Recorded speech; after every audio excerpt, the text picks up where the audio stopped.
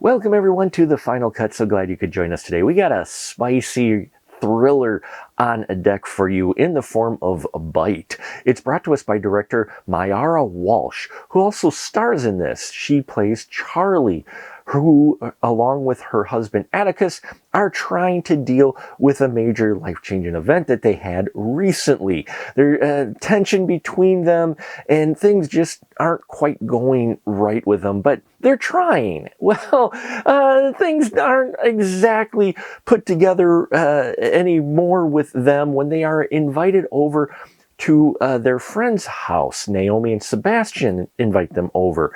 They think it's part of a celebration, and what they end up getting involved in is in Sebastian's latest work. He deals with avant-garde photography of a more mature subject matter, and in this case, this latest project involves shibari, which is the art of constriction, of tying up an individual in artistic positions and such through the use of knots and rope, usually having the subject nude. Well, Naomi is also an artist who does more spicy paintings, and these two convince Atticus and Charlie to take part in this latest project, but in doing so, a dark secret is revealed to all that impacts all of their lives. BIGHT really reminds me of Brian De Palma's Body Double in its tone and its approach, its unwavering and unapologetic lens of looking at subject matter that may make the audience feel uncomfortable, and you're supposed to. It's testing the waters. It's pushing folks to what they have, culturally have accepted as, say prudish or not, for lack of a better term. And this pushes those sensibilities, I think, for the audiences in a good way. It's introducing you to a world that you may have a misunderstanding about. And I liked that. I liked their approach quite a bit. Mayara really does a great job in here of not only presenting this material in a compelling way, but an intimate way, a sensual way. This thing drips with sexuality, sensuality, and then as it goes along, it starts dripping in mystery and taking this darker and darker approach as the night goes on between these four individuals. And man, you just feel that build up and see where it's going, right?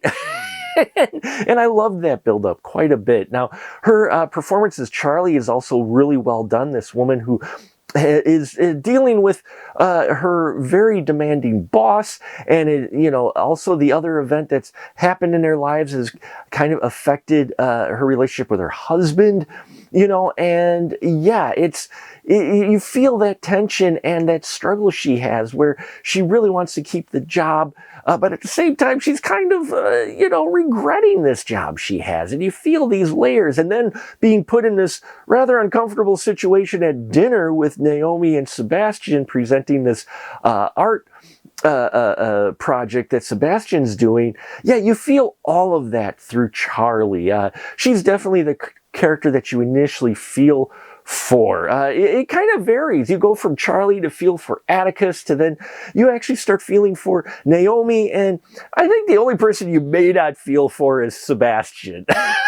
In this, no offense, but Sebastian's played by Mark Hapka, played just the way you need this character to be played. There's a bit of a duality with this character. You feel something underneath the surface, but then at the same time, you'll turn it around and you go, oh, maybe I was wrong about Sebastian. And then turn it back around and going, no, I was right. And then, well, so they keep you guessing a little bit with his character. And Naomi, played by Maya Stojan, really does well too as the wife of Sebastian, of having her own secret and her own layers to her, and giving this impression that her relationship with Sebastian is definitely a unique one that is a bit back and forth. And I don't want to go too deep into it there, but let's just say the performance by Maya and Mark, especially these two, there's a tension there, not only an attraction and a tension there, and tension there, but just a number of things. But all of this through the lens, we get a lot of close and medium shots of these folks. So you're never really too wide until it's very much needed. But usually we stay very intimate with these folks, put you at the table with them as they're having these conversations about things that may definitely make people feel uncomfortable. And I also like the reveal of the dark secrets and their past history as you go along. Yeah, it's going to make you a little warm under the collar at parts, I will fully admit. And it's just everything from the color palette and that they really approach this material in an interesting and shocking way. I did not see this ending coming where they went with it. It was like, wow, things were ramping up for sure, but to pull that trigger fully, and then they get a little bit more surreal at the end, not to where you can't follow what they're talking about, but it definitely gets far more artistic into that last act. And yeah, I really enjoyed BIGHT quite a bit. It did make me feel squirm in the seat a little bit, hot under the collar at other bits, and then by the end I'm like, wow, okay, that was a really surprising film in a very pleasant way. So, BIGHT, it's not going to be for everyone. It's going to test some folks' sensibilities and what they're willing to watch. But I think